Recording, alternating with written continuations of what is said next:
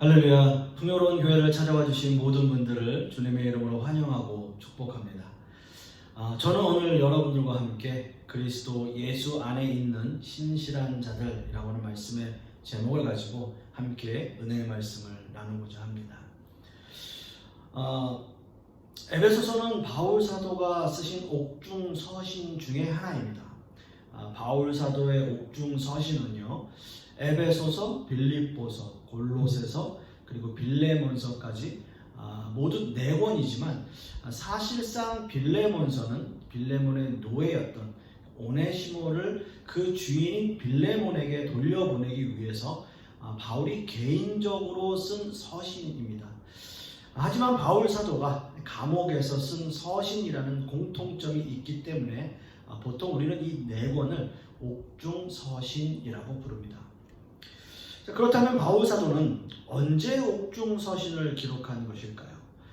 아마도 이렇게 장문의 서신서를 기록하기 위해서는 비교적 오랜 기간 동안 수감 생활을 했을 것이고, 또 글을 쓸 수 있는 비교적 자유로운 몸이어야 할 것입니다. 바울 사도가 오랫동안 수감 생활을 한 것은 총 3번 정도인데요. 첫 번째는 가이사랴에서 2년간 투옥되었고요. 또 로마에서 1차로 투옥된 기간이 약 2년 정도 됩니다.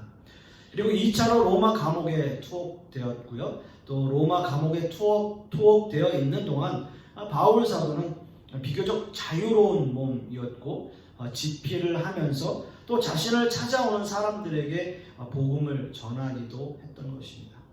따라서 에베소서는 바울이 1차로 로마 감옥에 투옥되어 있던 대략 AD 61년에서 62년 그 사이에 쓰여진 서신서라고 할 수 있겠습니다.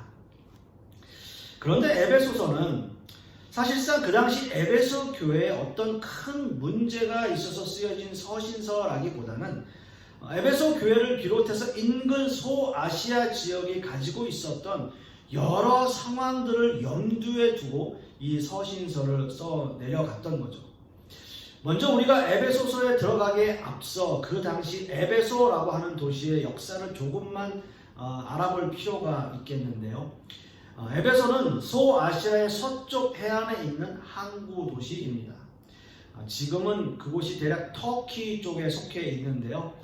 에베소는 아시아의 여러 도시 중 외교와 해상교류를 가장 활발하게 할 수 있는 아주 좋은 위치를 가지고 있었습니다. 이 도시를 페르시아, 그리스, 그리고 로마에 이르러 통치하게 되었는데요. 로마 황제 가이사 아구스토 시대에 급격한 번영을 누리기 시작했던 곳입니다. 또한 이곳에는 세계 7대 불가사의 중에 하나인 아데미 신전이 있고요. 많은 우상을 섬기는 도시였습니다. 바울 사도가 2차 전도 여행 중에 에베소를 잠시 들렀는데, 그 당시 브리스길라와 아굴라 부부, 이제 바울 사도와 함께 장막을 짓던 일을 했던 그곳에 이제 남겨두고, 그러니까 브리스길라와 아굴라 부부를 남겨두고 떠났다가 3차 전도 여행 중에 에베소를 다시 방문해서 적어도 2년 3개월 이상을 그곳에 머물렀던 거죠. 이 당시 바울 사도가 얼마나 열정적으로 말씀을 전했던지 사도행전 19장 18절에서 20절 말씀에 보면, 믿은 사람들이 많이 와서 자복하여 행한 일을 알리며 또 마술을 행하던 많은 사람이 그 책을 모아 가지고 와서 모든 사람 앞에서 불사르니 그 책값을 계산한 즉 은 5만이나 되더라. 이와 같이 주의 말씀이 힘이 있어 흥왕하여 세력을 얻으니라 라고 말씀하고 있죠. 은 5만. 이 은 5만은 지금 시대로 이것을 환산해 보면 약 1,000만 원 정도 된다고 합니다. 이렇게 에베소 교회는 하나님의 말씀이 세력을 얻고 그 당시 초대교회 시대의 주도적인 역할을 해왔음을 알 수 있는데요. 그러나 에베소 교회가 아무 문제가 없었던 것은 당연히 아니죠. 초대교회의 집사가 선출되었던 배경이 정통 유대인들과 헬라파 유대인들과의 갈등에서 빚어진 것처럼 그 당시 에베소 교회도 초기에는 성도 간의 사랑을 충분히 나누었지만 점차 교회는 순수성을 잃어가고 그 사랑을 나누지 못하며 여러 인간관계에서 심각한 갈등을 겪게 되었던 겁니다. 사도 요한이 쓰신 요한계시록에도 에베소 교회에 대한 책망이 있는데 그 내용은 처음 사랑을 잃어버렸다라는 책망이었습니다. 요한계시록 2장 1절에 4절까지의 말씀에 그렇게 쓰여 있는 거죠. 너희가 처음 사랑을 버렸다라고 말씀하고 있어요. 또한 초대교회 당시에는 교회가 폭발적으로 성장하는 시기였습니다. 그러나 구약 시대에서 신약 시대로 전환되어지는 그 당시의 상황이나 율법과 복음의 관계, 그리고 이방인들과 유대인들과의 관계에 관한 신학이 아직 완전하게 정립되지 않은 상황에서 유대인들과 이방인들의 교회 공동체 안에 그 틀 안에서 함께 생활하다 보니까 많은 갈등을 겪게 되었던 거예요. 따라서 바울은 에베소 교회뿐만 아니라 이 서신서를 회람서신으로 기록해서 에베소 교회 외의 다른 소아시아 지역의 교회들이 이 편지를 읽게 함으로써 유대인이나 이방이나 모든 성도 간의 일치와 화합을 이루고 그리스도 안에서 모두 하나라고 하는 관점을 에베소서에 기록하고 있는 거죠. 이런 역사적인 배경을 염두에 두시고 이제 말씀을 한번 보겠습니다. 오늘 이거 본문 말씀 1절의 말씀을 함께 봅니다. 하나님의 뜻으로 말미암아 그리스도 예수의 사도된 바울은 에베소에 있는 성도들과 그리스도 예수 안에 있는 신실한 자들에게 편지하노니. 아멘. 많은 학자들이요 에베소서를 이렇게 표현해요. 바울 신학의 면류관이요 절정이다. 또는 기독교의 정제된 진수요, 우리 기독교 신앙의 가장 권위 있고 가장 완벽한 개요다 라고 표현을 합니다. 예, 맞습니다. 에베소서는 이렇게 가장 직접적으로 예수 그리스도를 통한 성도의 구속과 구원의 원리를 교회를 통해서 보여주고 있는 겁니다. 교회는 하나님을 믿는 백성들이 연합하여 이 땅에서 하늘나라를 맛보며 살아가는 거예요. 교회는 하나님의 구속의 역사를 뿌리에 두고 있으며 아담의 범죄로 하나님께로 나아갈 수 없는 인간들을 위해서 성도 하나님이 세우신 구속의 역사를 성자 하나님께서 십자가의 대속으로 이루시고 모든 하나님의 백성들을 구원하시기 위해 심판을 유보하시는 동안 예수 그리스도를 믿고 입으로 시인하는 하나님의 백성들에게 완전한 새하늘과 새 땅이 임할 그때까지 성령께서는 믿는 사람들 안에 내주하심으로써 역사하고 계시는 겁니다.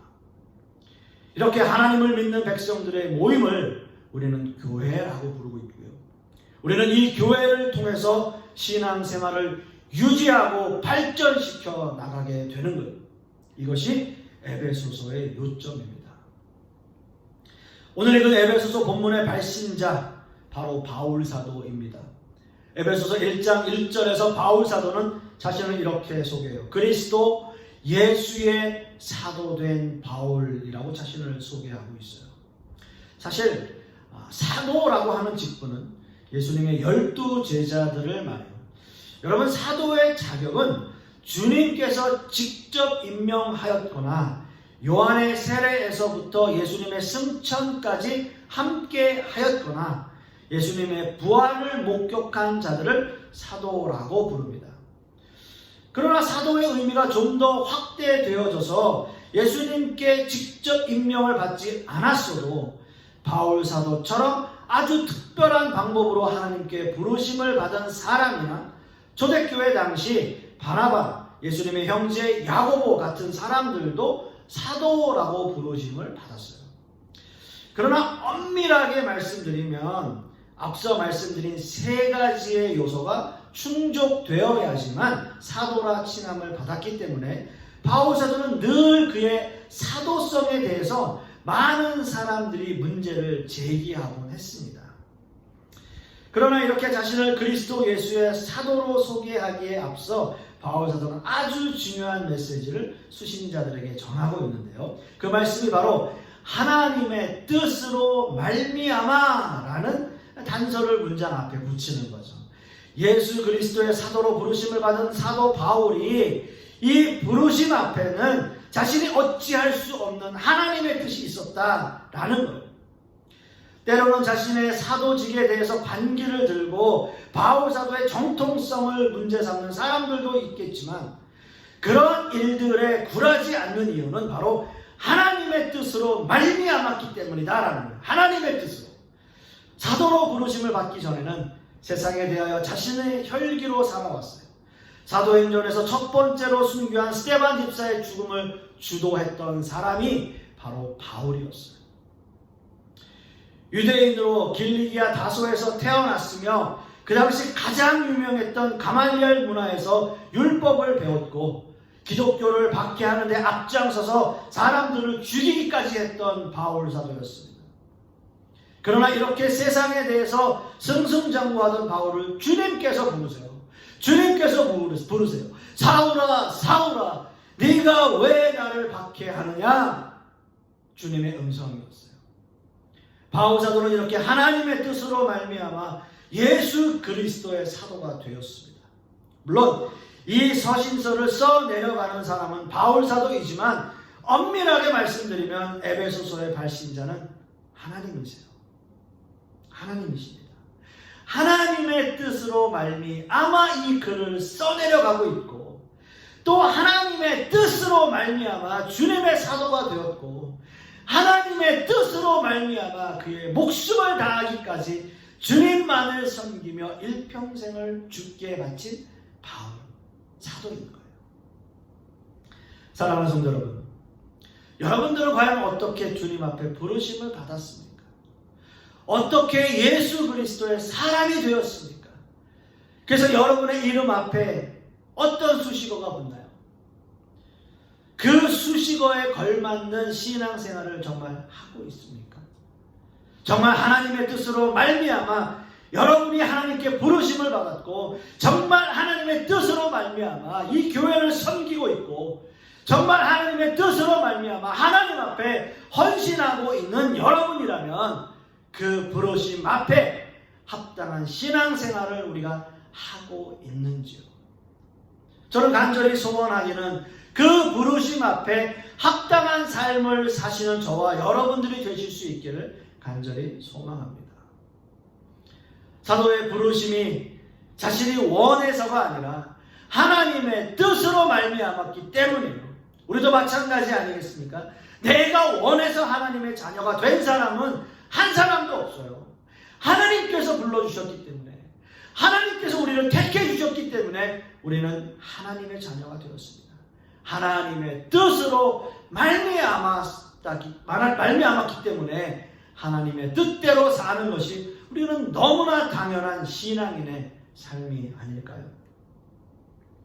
이어서 에베소서 1장 1절의 중반절 이하의 말씀에는 에베소에 있는 성도들과 그리스도 예수 안에 있는 신실한 자들에게 라고 말씀하고 있습니다. 우리는 이 말씀에서 이 글의 수신자들이 에베소 교회의 성도임을 알 수 있습니다.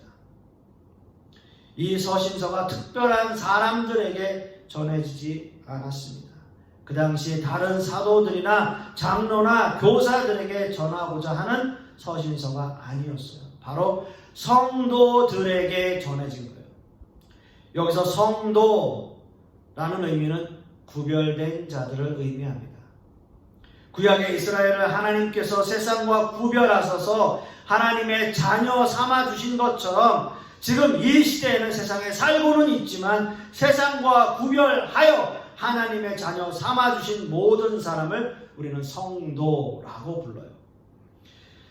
그런 의미로 본다면 에베소서의 수신자는 하나님의 백성으로 구별된 성도, 즉 세상에 살고는 있지만 세상과 구별된 삶을 살아가고 있는 하나님의 자녀를 모두 가리키고 있다라고 볼 수 있습니다. 그렇다면 이 에베소서의 말씀은 하나님이 최종적 발신자이시며 하나님께 부르심을 받은 모든 성도들이 수신자가 되는 이 서신서라고 말할 수 있겠습니다. 하나님께 부르심을 받은 세상의 모든 성도들, 과연 우리는 세상과 구별된 진정한 성도의 삶을 살아가고 있을까요? 우리가 진정으로 구별될 삶을 살며 세상과 본질적으로 다른 삶을 살아가고 있을까요? 여러분들은 어떻습니까? 신앙인답게 살려고 노력하십니까? 여러분, 근데 한번 보십시오. 우리는 교회를 수년간 다니면서도 어떤 부분에 대해서는 이해하지 못하는 일들이 참 많아요. 비단 성도들 간의 문제에서도 그렇고요. 또 목회자들도 보면 정말 이 사람이 정말 목회자가 맞나? 이 사람이 정말 교회 성도가 맞나? 장로가 맞나? 집사가 맞나? 권사가 맞나? 라는 생각이 들 때가 참 많습니다. 세상을 살아가는 많은 사람들은 자신이 살아온 환경과 삶의 방식들, 그리고 부모님의 영향 또는 친구 또는 배우자의 영향으로 또는 자신이 가지고 있는 기질과 성격, 인격, 이 모든 것이 그 사람 안에 작용하면서 자신의 방식대로 자기 나름대로의 신앙생활을 하는 사람들이 많다는 거죠. 쉽게 말씀드리면 교회를 오래 다니고 은혜를 많이 받았다고 하면서도 사람이 참 쉽게 변하지 않는 이유가 바로 여기에 있다라는 거예요. 또한 성령님이 우리 안에 내주하신다고 하더라도 성령님께서는 우리의 인격과 기질과 성격들을 완전히 한순간에 개조하는 것이 아니라 우리 안에 융화되어져서 우리의 인격과 기질과 성격들을 서서히 변화시켜 나가시는 거죠. 때로는 어떤 사람들은 쉽게 변하지만 어떤 사람들은 그렇게 쉽게 변하지 않는 이유가 바로 여기에 있습니다. 그러므로 중요한 것은 이 세상을 살아가는 성도로서 진실한 성도의 삶을 살아가려는 우리의 끊임없는 성화의 노력이 필요하다라고 하는 거죠. 이런 상황이 이해가 된다면 우리와 함께 신앙생활하는 여러 지체들도 이런 것들이 다 적용될 거예요. 혹 어떤 사람이 자신의 본성을 버리지 못하더라도 그 사람을 이해하고 그 지체를 위해 기도해 줄 수 있는 마음이 우리에게 필요하다라는 거죠.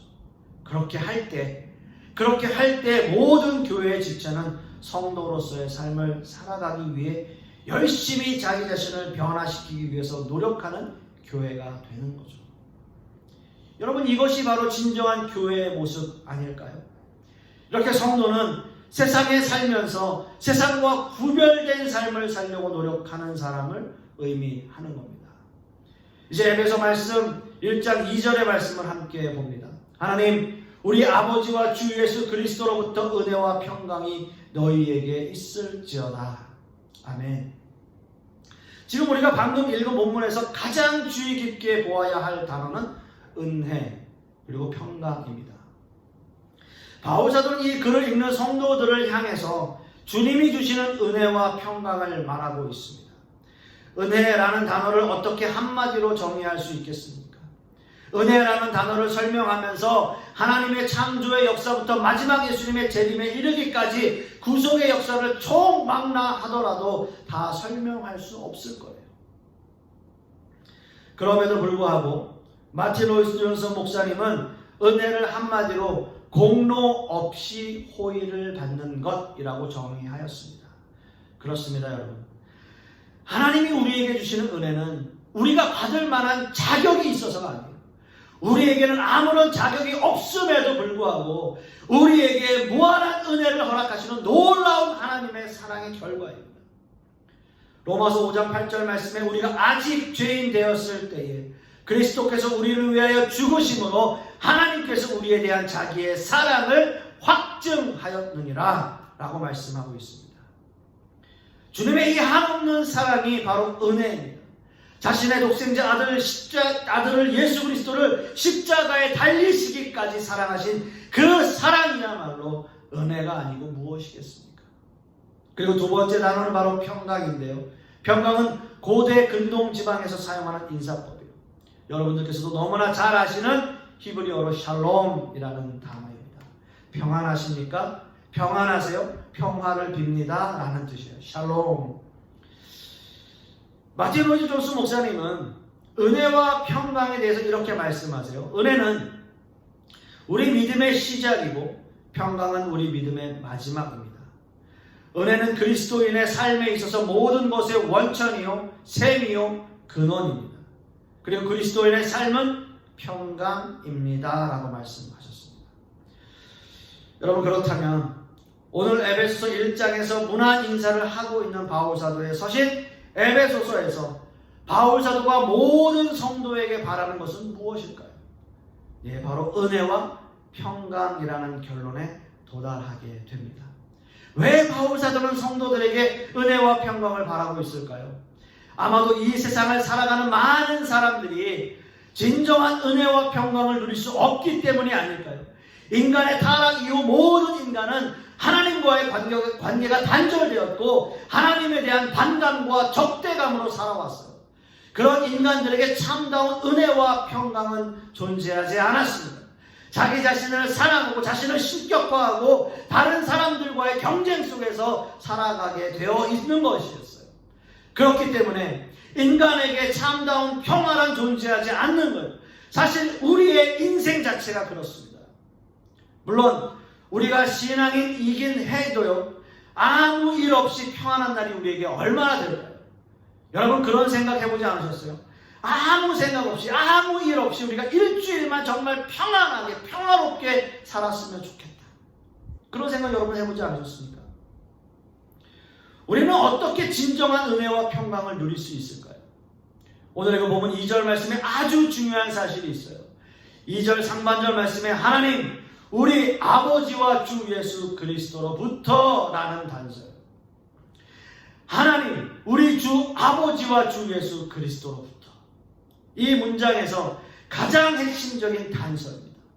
하나님과 예수 그리스도로부터 오는 은혜와 평강을 말하고 있습니다. 이것은 우리에게 너무나 중요한 교리입니다. 예수 그리스도로부터 말미암지 않고는 진정한 은혜와 평강이 우리에게 올 수 없다는 거예요. 예수님을 빼놓고 기독교 말할 수 없고요, 예수님을 빼놓고 은혜와 평강을 말할 수 없는 겁니다. 즉 바울사도의 바람은 하나님 그리고 예수 그리스도로부터 모든 성도에게 주어지는 진정한 은혜와 평강을 경험하기를 바라고 있는 겁니다. 사랑하는 성도 여러분, 우리는 세상을 살아가면서 세상에서는 어떤 것으로도 평강을 누릴 수 없음을 고백합니다. 세상이 주는 잠시 동안의 쾌락은 평안이 아닙니다. 세상은 그런 평안을 우리에게 줄 수 없어요. 오로지 예수 그리스도만이 우리에게 진정한 은혜와 평강을 주시는 분이심을 여러분 믿으시기 바라겠습니다. 예수 그리스도로부터 주어지는 은혜, 예수 그리스도로부터 주어지는 평강만이 진정한 은혜와 평강입니다. 사랑하는 성도 여러분, 저와 여러분의 삶 가운데 이런 진정한 은혜와 평강이 있기를 소원합니다. 그리하여서 세상에 어떠한 어려움과 시험이 우리에게 닥쳐온다 할지라도 주님 안에서 주님으로부터 주어지는 진정한 은혜와 평강을 누리시는 저와 여러분 되실 수 있기를 간절히 소망하겠습니다. 기도하겠습니다. 아버지 하나님, 참 이 세상, 우리가 힘들고 어려운 세상 살아가고 있습니다. 지금의 이 시대는 더욱 그렇습니다. 여러 가지 어려운 상황들 속에서, 이 팬데믹의 상황 속에서 예수 그리스도로부터 많이 진정한 은혜와 평강이 우리에게 주어짐을 믿고 하루하루 더욱더 하나님의 은혜를 바라고 하나님의 평안을 누리며 살아가는 우리 모든 성도님들 되게 하여 주시옵시고, 또한 우리가 이 세상 살아가면서 이러한 은혜와 평강 안에 살아가기 위해 노력하는, 그렇게 성화되어져 가는 우리 모든 성도님 되게 하여 주시옵소서. 이번 한 주간도 그런 은혜와 평강 속에 살아가기를 소망하며 예수 그리스도 이름 받들어 기도드렸사옵나이다. 아멘.